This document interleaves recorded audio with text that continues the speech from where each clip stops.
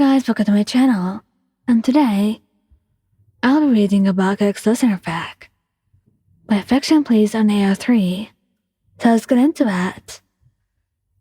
Shut up. Stop fussing. I'm trying to braid your hair, but it's impossible if you won't stop moving. Allergies. God, I hate them. You tried to assure Katsuki that you'd be fine. It was just one day you'd be absent from class. And yet, here he was, skipping, having given Aizawa the excuse that you'd gotten him sick too. He wasn't.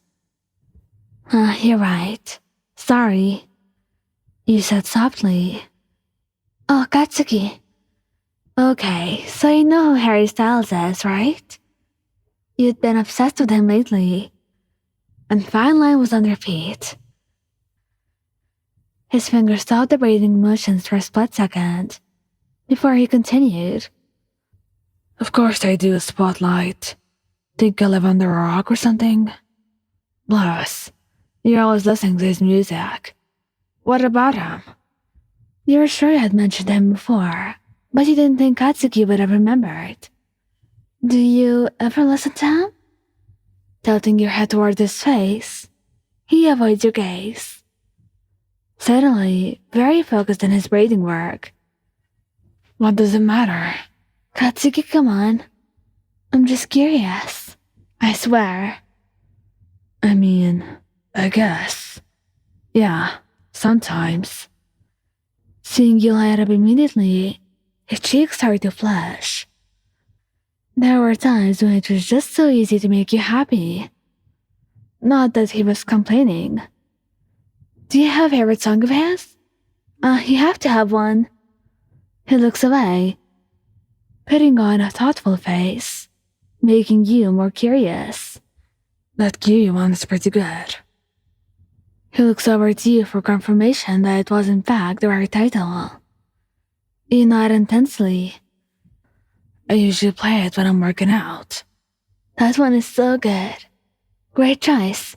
Now I know what to play when you're around, he said with a quick wink. He went back to work on your hair when you started to have an intense coughing fit. When was the last time you took your medicine? He starts looking around for the bottle. 3 hours ago? Maybe this morning. Spotlight. You know you're supposed to be taking it every 2 hours. You shouldn't be so reckless. No need to be sick for longer than you have to. I know.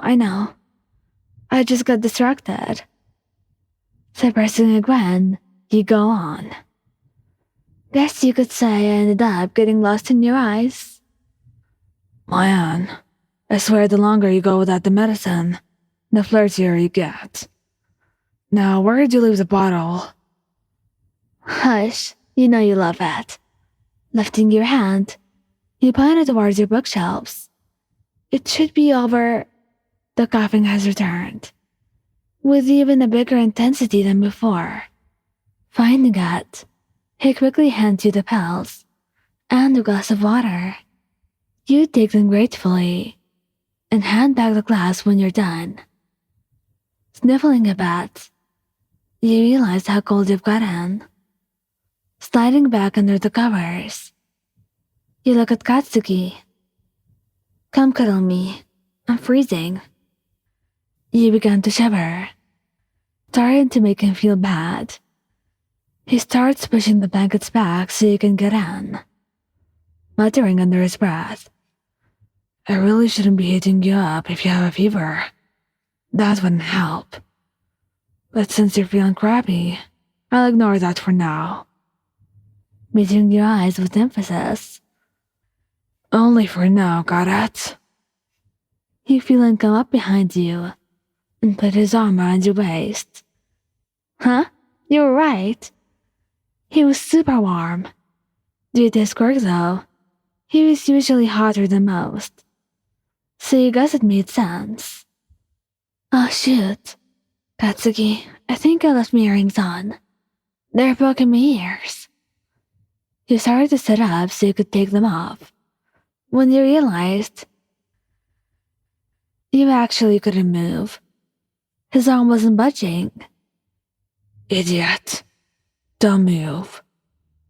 You start to feel his fingers brush up against your ear to find the earring. Once he removed one, he pushed your hair aside to get the other one, setting them on the table beside your bed. He gets back in the position he was in before. Only now, his head was nuzzled ever more so in your recently washed hair. You hummed the things, and started feeling the pull of sleep at your eyelids. Knowing it'd still be there when you woke up, you let it take you under. A couple hours later, you wake to the evening sun hitting your face through the blinds. Next to you was the still completely knocked out Katsuki. Crazy to think about how peaceful his face looks, but it's not scrunched up into a frown. The rise and fall of his chest, you could feel on your back. Fun fact, he actually had a bad habit of talking in his sleep, even if he loves denying it.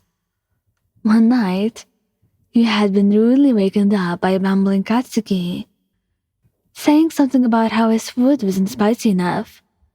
You admit, it took you more than a minute to realize he wasn't talking to you. Softly, you had messed with his hair, rubbing his head, until he lulled back into a deep sleep. Luckily, today he wasn't in a sleep-talking mood. You did not move, as to not wake him. You wish you could freeze time. Freeze that, so you could never forget how wonderful waking up next to him felt. Freeze that,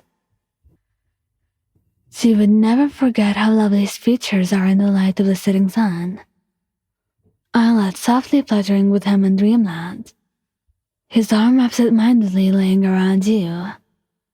His legs wrapped around yours. Yeah, there's no doubt about it. If you could stay in this moment forever, you would. He was wonderful. He was everything you had ever wished for. And you wished he knew that.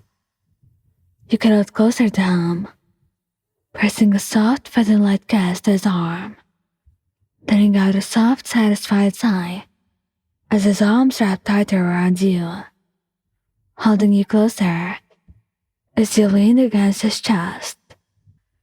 Though no one may be perfect, you believe that Bakugou Katsuki was. At least, he really was to you.